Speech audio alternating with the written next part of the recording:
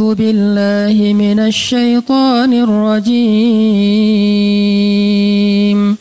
بسم الله الرحمن الرحيم زين للناس حب الشهوات من النساء والبنين والقناطير المقنطرة من الذهب والفضة والخيل المسومة والأنعام والحرث ذلك متاع الحياة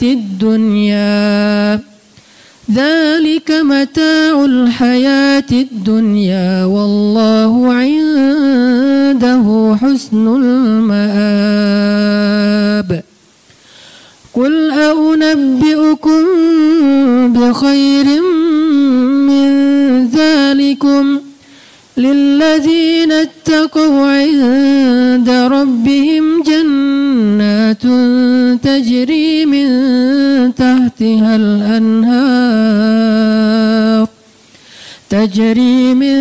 تحتها الأنهار خالدين فيها وأزواج مطهرة ورضوان من الله والله بصير بالعباد.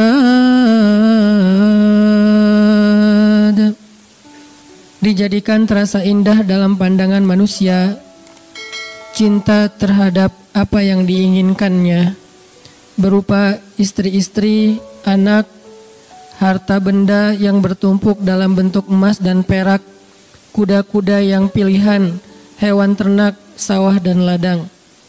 Itulah kesenangan kehidupan di dunia. Sedangkan di sisi Allah ada tempat kembali yang sangat baik. Katakanlah, maukah aku kabarkan kepada kalian apa yang lebih baik dari semua itu? Bagi orang-orang yang bertakwa, telah disediakan di sisi Tuhan mereka surga-surga yang mengalir di bawahnya sungai-sungai. Mereka kekal di dalamnya dan pasangan-pasangan yang suci lagi bersih serta ridha Allah dan Allah Maha melihat keadaan hamba-hambanya. Shadaqallahul azim. Teman-teman yang dirahmati Allah Subhanahu wa taala, mungkin bukan pertama kali kita mendengar ayat ini atau membaca ayat ini. Kadang kita mendengar ceramah tentang ayat ini dari satu khutbah, dari satu tausiah yang biasanya setelah membaca ayat ini seorang ustadz akan menyampaikan angle bahwa ternyata dunia itu gak penting, akhirat itu lebih penting. Kadang-kadang ada sedikit lebih saklek sampai mengatakan jangan cinta dunia, kemudian cinta pasangan, cinta anak, cinta harta, cinta kendaraan yang bagus dan segala macam. Sebagaimana yang ada di ayat 14. Tapi kalau kita mau membaca ayat ini dengan konsep perbandingan, karena saya terbiasa ketika belajar di Mesir itu dibangun pola pikir memperbandingkan satu teks dengan teks yang lain supaya utuh pemahaman kita, ternyata enggak gitu-gitu amat. Maksud dari dua ayat ini tuh sederhana sebetulnya. Jangan sampai dunia melalaikan kita dari akhirat. Kalau enggak sampai melalaikan, enggak apa-apa. Kita boleh mencintai pasangan, kita boleh bersenang-senang dengan pasangan. Kalau enggak ada pasangan, sabar dulu. Kita boleh punya kendaraan yang bagus, kita boleh punya, kalau di sini al-khailul musawwamah. Kita boleh punya onta ataupun kuda yang bagus. Musawwamah itu kuda dan onta yang mahal loh. Harga kuda Nabi itu di atas 300 juta. Harga onta Nabi itu mungkin sekitar 2 miliar. Harga Alphard 1 miliaran ya. Berarti lebih mahal daripada Alphard. Boleh nggak kita misalnya bercita-cita pengen punya Alphard? Boleh. Asalkan jangan sampai kita korupsi. Jangan sampai kita bohong, jangan sampai kita curang, jangan sampai kita ngezolimin orang lain yang nanti merugikan dunia dan akhirat kita. Boleh nggak kita berharap punya istri yang cantik? Saya belum jawab. Boleh nggak sih? Yang di atas pengen punya suami yang keren, boleh nggak?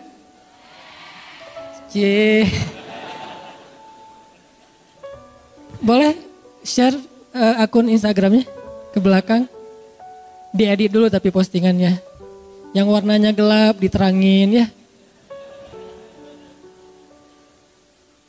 Kenapa boleh? Padahal di dalam ayat ini Allah mengatakan zuyyina linnas hubbus syahawati minan nisa.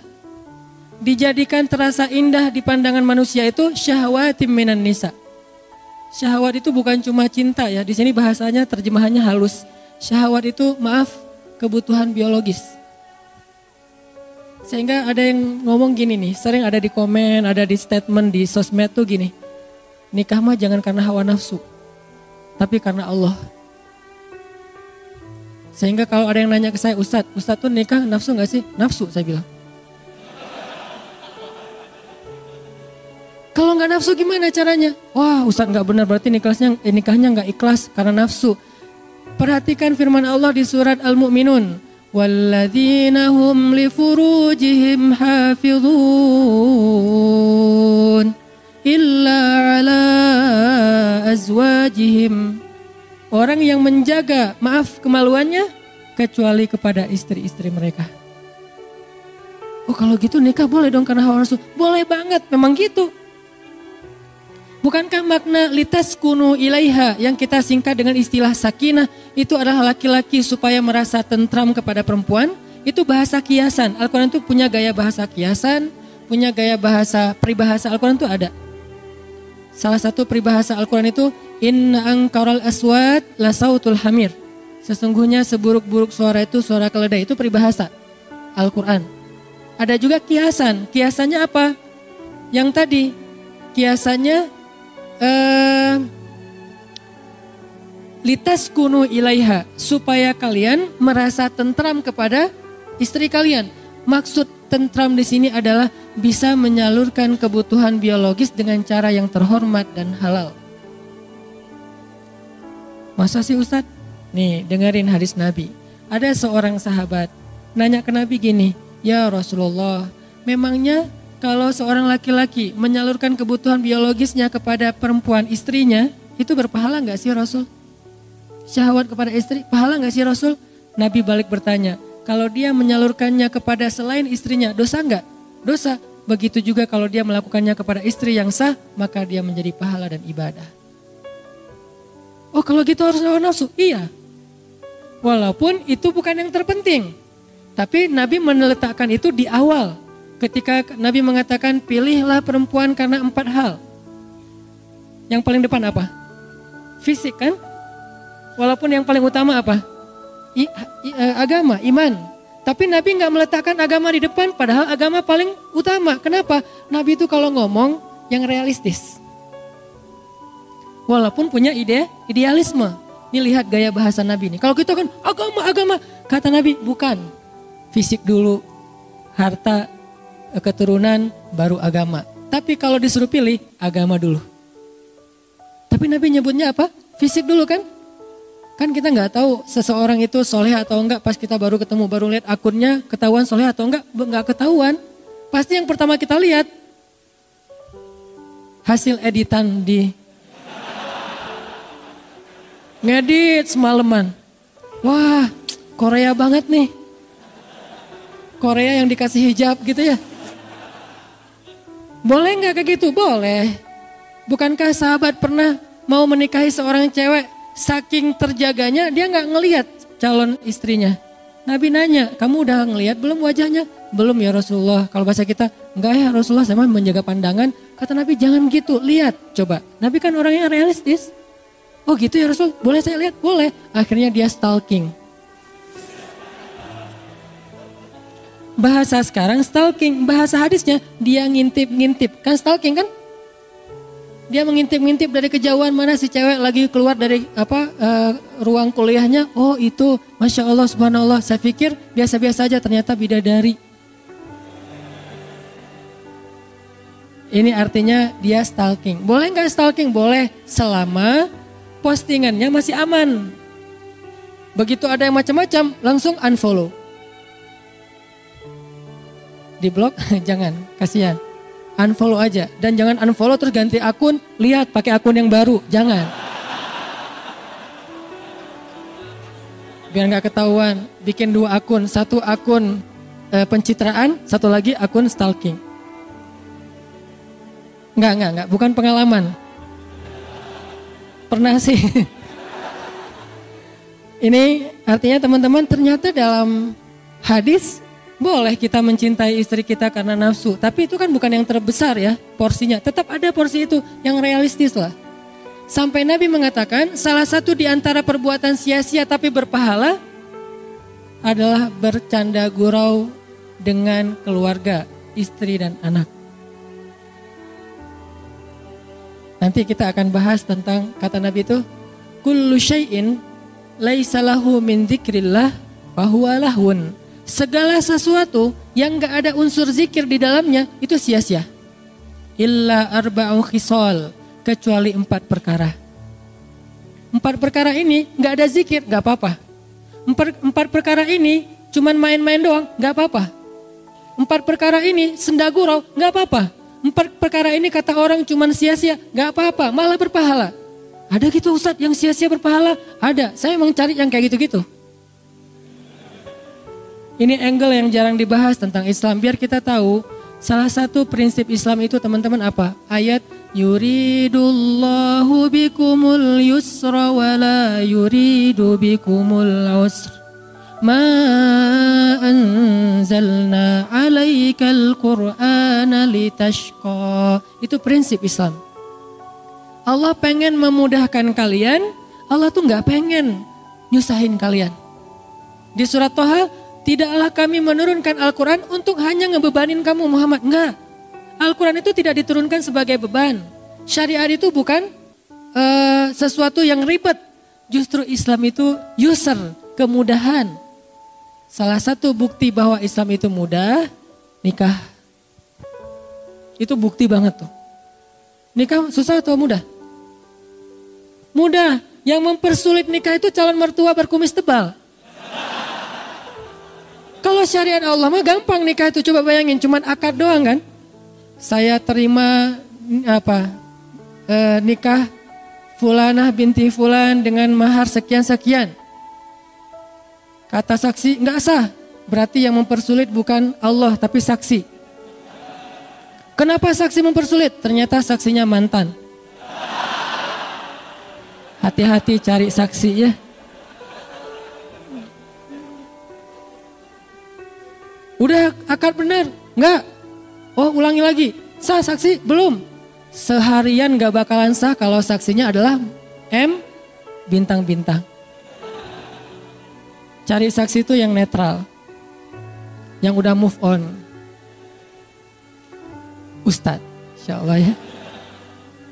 Nih teman-teman. Artinya akad nikah tuh sederhana loh. Kalau kita gak bisa akad dengan bahasa Arab, maka kita bisa pakai bahasa Indonesia. Nggak bisa hafal, boleh nyontek. Salah, bisa diulang. Salah lagi bisa diulang. Nggak boleh sampai 3 kali salah, passwordnya dikunci. Nggak ada tuh. Kan kalau akun yang lain 3 kali salah masukin password, nggak bisa lagi ya. Kita harus detect lagi tanggal lahir, nama ibu, permainan yang disukai waktu kecil, segala macam. Kalau lupa gimana?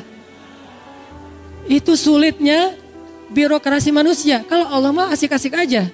Salah, ya udah nggak apa-apa ulang. Seharian diulang, Allah tungguin. Begitu benar sekali, sah, Allah bahagia. Malaikat bahagia, ngedoain kita tuh malaikat tuh. Sebetulnya nikah itu sederhana, cuman kayak gitu doang, mengubah status orang yang tadinya sentuhan aja nggak boleh, sekarang sentuhan jadi berpahala. Tadi saling ngelihat tuh nggak boleh, sekarang ngelihat berpahala. Salah satu hobi saya di rumah tuh lihat-lihatan. Maaf ya. Saya tuh kalau di rumah gini aja. Masya Allah. Tuh, wah, saya di rumah alhamdulillah ya. Jarang sholat sunnah kecuali sholat sunnah yang muqayyad. Kalau mutlak itu jarang. Sholat sunnah mutlak itu kan bebas ya kapan aja ya. Itu jarang. Karena diganti dengan memandang wajah istri. 4 hal ya. Boleh walaupun sia-sia. Boleh tuh. Kullu syai'in laisa lahu min dzikrillah fahuwa lahun illa arba'u khisal. Segala sesuatu yang tidak ada zikir kepada Allah di dalamnya lahwun, sia-sia, kecuali 4 perkara. 1, masyur rajul bainal ghardain, bolak-baliknya seorang laki-laki di antara 2 spot. Apa maksudnya? Berburu. Kalau bahasa ulama, memanah. Dari tempat dia memanah sampai target, terus nanti anak panahnya udah sampai di sana, dia ambil, balik lagi, manah lagi. Mungkin cuma 1 anak panahnya atau 2, balik lagi, manah lagi. Bolak-baliknya sambil bercanda gurau, sambil ketawa-ketawa, itu adalah ibadah, bayangin. Cuman sebagian ulama menafsirkan hadis. Kalau dulu konteksnya memanah, kalau sekarang berburu. Intinya menembak kan? Bisa berburu pakai senapan angin, bisa berburu dengan senjata api, bisa juga latihannya yang kecil-kecil dulu, paintball, airsoft gun. Intinya belajar nembak. Dan itu walaupun ketawa, walaupun bercanda, berpahala, bayangin. Makanya saya bilang ada main juga dalam Islam, malah berpahala. Kalau niatnya apa? Karena Allah SWT. Tinggal niat doang yang dirubah. Oh, saya pengen belajar nembak nih. Pakai apa? Senapan angin dulu deh. Kan olahraga nih. Nanti gede sebelah gitu. Udah. Atau paintball yang standar-standar dengan niat ukhuwah, silaturahim, mendekatkan kesolidan organisasi. Sekalian belajar sabar, belajar teliti. Nanti airsoft gun naik lagi jadi senjata api kalau legal. Ada apa mungkin organisasinya. Berburu babi, berburu rusa, segala macam. Itu bolak-balik antara satu tempat ke tempat yang lain. Malah berpahala. Bukan hanya itu. Nabi itu pernah jalan dengan Abu Bakar dan Umar bertiga. Kan ini segeng ya. Soulmate banget nih bertiga. Karena Nabi itu ada sahabat, ada geng. Sahabat Nabi itu Muhajirin dan Ansor. Geng Nabi, Abu Bakar dan Umar. Itu geng. Biasanya Nabi kalau pengen me time, gak ada yang boleh ketemu Nabi kecuali 2 orang ini. Abu Bakar dan Umar, tambah Utsman satu lagi. Kayak saya pernah ceritakan Nabi lagi me time di sebuah sumur. Cuma pengen sendiri aja. Terus suruh seorang sahabat jagain pintu sumur, gak boleh masuk. Tiba-tiba datang Abu Bakar, ribut, saya pengen ketemu Nabi. Gak boleh, kata Nabi gak boleh. Sekarang gak ada waktu selfie. Terus kata Nabi, siapa itu ribut-ribut di depan? Kata sahabat yang jagain, itu ini Abu Bakar ya Rasulullah. Kata Rasulullah, izinkan dia masuk, dia itu ahli surga. Masuklah Abu Bakar. Duduk di sebelah Nabi, menjulurkan kakinya ke sumur.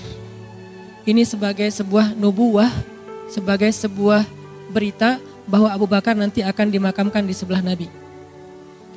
Terus datang lagi Umar. Saya pengen masuk, gak boleh kata Nabi gak boleh masuk. Tapi saya pengen masuk, saya satu geng sama Nabi, gak boleh pokoknya. Apa itu rame-rame? Ini Umar ya Rasulullah, izinkan dia masuk, dia ahli surga. Masuk aja Umar, saya juga bilang apa, boleh masuk, masuk aja. Ini mah kalau kita ya.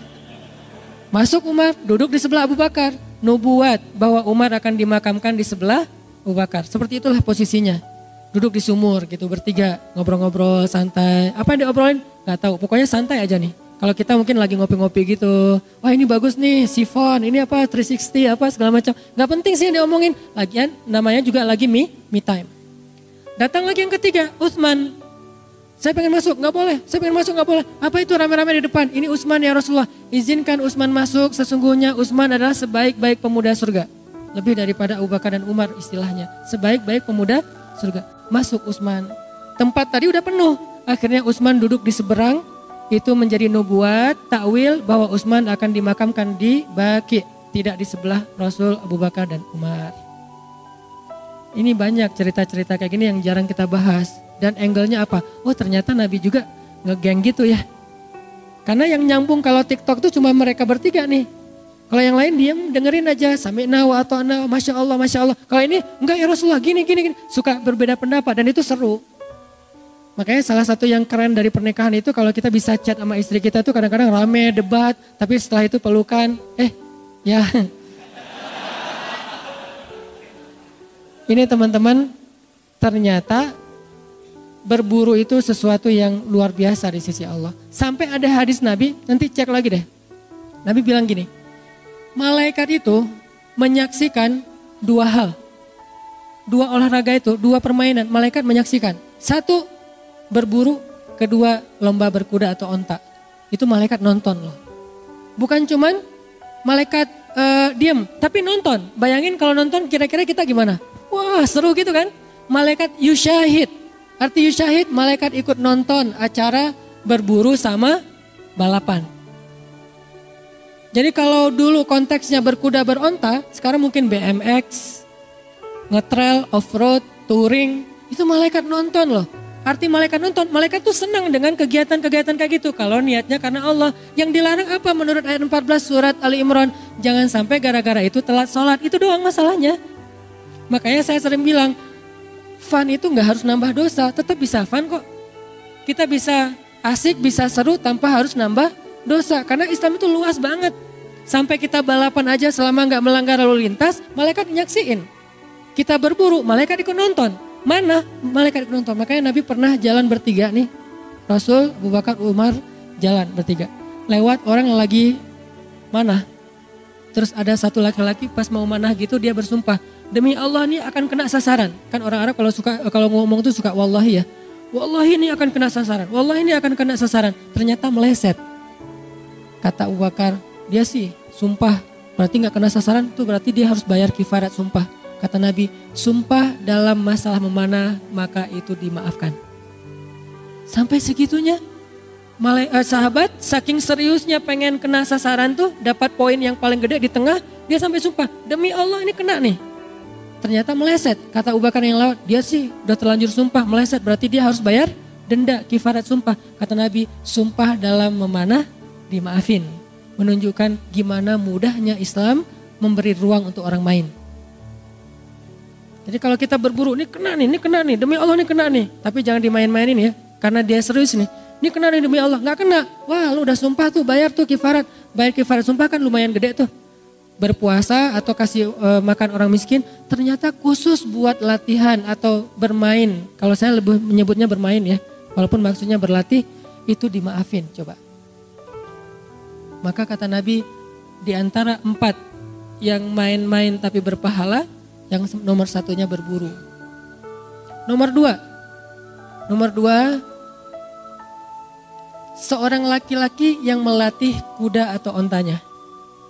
Melatih kuda atau melatih onta. Bukan berkuda doang, melatih. Jadi kuda itu kan bukan hanya dipakai untuk ditunggangin ya. Dia juga dilatih kayak kalau orang barat tuh ngelatih anjingnya biar sehat, pagi lari, sore lari gitu. Kita ngelatih kuda sama onta itu berpahala. Yang ketiga, orang yang menyiapkannya. Yang menyiapkannya ini kalau dalam konteks dulu sejarah yang bawa-bawa anak panah. Kalau sekarang dalam konteks sniper modern kan ada 2 orang ya. Satu yang nembak, satu lagi yang apa itu istilahnya itu. Ya gitu deh. Asisten atau apa itu. Nah gitulah pokoknya. Saya gak ngerti istilahnya kan ada 2 orang kan. Satu yang nembak, satu lagi yang ngukur-ngukur gitu kan. Kecepatan angin atau apa. Nah dua-duanya dapat pahala dan dijamin surga. Coba lihat. Betapa luar biasanya Islam, sampai yang kayak gini-gini diatur. Kalau kita selama ini memandang Islam itu sempit, pasti karena pemahaman kita, bukan karena Islam itu sempit. Kadang ada orang ngapain sih kayak gitu-gitu, ini apa manfaatnya, ini tujuannya apa, ini kok sia-sia segala macam. Kenapa saya kadang-kadang komen baca lagi? Kenapa? Karena kurang baca deh. Karena hadis yang kita baca kan dari dulu innamal a'malu binniyat. Padahal jumlah hadis itu yang dihafal Al-Bukhari aja ada 200.000 hadis. Yang dihafal oleh Imam Ahmad bin Hambal ada 1 juta hadis. Berapa yang sudah kita hafal sehingga kita mengatakan ini sia-sia. Banyak angle-angle agama, angle Islam yang kita belum tahu. Termasuk tadi mondar-mandir sampai disebutkan oleh seorang tabi'in tentang keadaan sahabat di zaman Rasul. Dia bilang, saya melihat banyak sahabat-sahabat Nabi itu ketika memanah, lagi latihan, kalau sekarang bermain, antara satu spot ke spot yang lain mereka sambil ngambil anak panah, sepanjang perjalanan mereka bersenda gurau, bermain-main, saling tertawa, dan kata mereka ini sesuatu kebaikan. Jadi gak sekaku, mana mau wajahnya apa serius gitu ya, terus lempeng aja. Kalau ada yang ketawa, astagfirullahaladzim gak boleh banyak ketawa. Gak gitu-gitu amat Islam teh. Tapi kan ada hadis Nabi yang mengatakan, kalau kalian ngelihat apa yang aku lihat, kalian akan sedikit tertawa dan banyak menangis. Hadis ini harus dibandingkan dengan hadis yang lain. Kenapa itu boleh ketawa, kenapa ini gak boleh? Menunjukkan bahwa konteksnya ada sahabat ketawanya gak penting. Ketawanya itu kebanyakan, ketawanya itu sesuatu yang sifatnya sia-sia. Kalau ketawa, kalau bercanda dalam urusan kayak gini nih, sesuatu yang bermanfaat, maka itu dibolehkan. Bahkan Nabi pernah dalam perang Khaybar. Perang Khaybar tuh Nabi tuh dalam satu perjalanan tiba-tiba beliau nanya, saya lupa namanya nanti cek lagi. Mana Fulan bin Fulan? Siapa yang ditanya sama Nabi? Seorang sahabat yang dia itu pintar mencairkan suasana. Keahlian dia itu dia kayak stand up comedy gitu, tapi positif.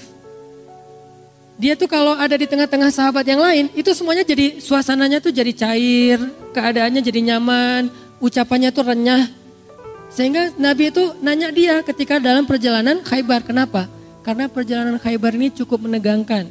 Para sahabat itu agak-agak khawatir gitu, soalnya perjalanannya kan sebelum subuh, kabut, mau ngepung benteng Khaybar. Benteng Khaybar itu bertingkat-tingkat. Sahabat tegang. Dalam kondisi kayak gitu Nabi nanya, mana Fulan bin Fulan? Supaya apa? Supaya dia bisa lucu di depan kita terus kita jadi santai gitu. Coba lihat. Ternyata yang punya semangat humoris, yang punya bakat ngejok gitu, itu ternyata di antara sahabat dibutuhin juga tuh. Walaupun jumlahnya nggak banyak. Jangan semua sahabat jadi komik ya, mungkin 1-2 gitu. Ada porsinya. Yang jelas hal yang kayak gitu diapresiasi dalam Islam selama masih positif. Nggak mencela agama, nggak sara, nggak dusta. Nah selama masih positif itu sesuatu yang diapresiasi dalam Islam. Jadi profesi sebagai seorang entertainer dalam Islam kadang dibutuhin loh dalam kondisi-kondisi tertentu. Makanya kadang-kadang ada teman-teman dari organisasi kemanusiaan tuh kalau pergi ke Palestina, pergi ke kamp pengungsian di Suriah tuh, kerjaan mereka tuh bukan cuman bagi-bagiin obat, pangan gitu enggak. Kadang-kadang cuman menghibur, kayak kita misalnya ada korban bencana alam gitu kan ya. Bikin kayak playground buat anak kecil, terus bikin games dan segala macam. Oh, ini aktivis gak penting banget sih, datang-datang cuma menghibur doang, bukan nyuruh ngaji, bukan nyuruh zikir, sholat. Itu juga ya, yang ini juga ya, gak ada masalah di antara satu dengan yang lain. Kenapa sih kita parsial banget tentang Islam? Seolah-olah satu bagian itu mulia, yang lain hina. Bukankah mereka juga butuh dihibur supaya trauma psikis mereka itu terobati? Dan Nabi melakukan itu dalam perang Khaybar. Ini menunjukkan main dalam Islam itu ada porsi. Walaupun porsinya gak boleh ngalahin ibadah, tapi ada porsinya. Seorang entertainer dalam Islam itu diberikan penghargaan oleh Nabi. Sampai Nabi nanya di mana dia. Dan luar biasanya lagi, sahabat yang tadi ditanya sama Nabi ternyata hadir, saya Rasulullah. Terus Nabi nyuruh dia di sebelah Nabi, Nabi nyuruh dia bicara sehingga yang lain terhibur.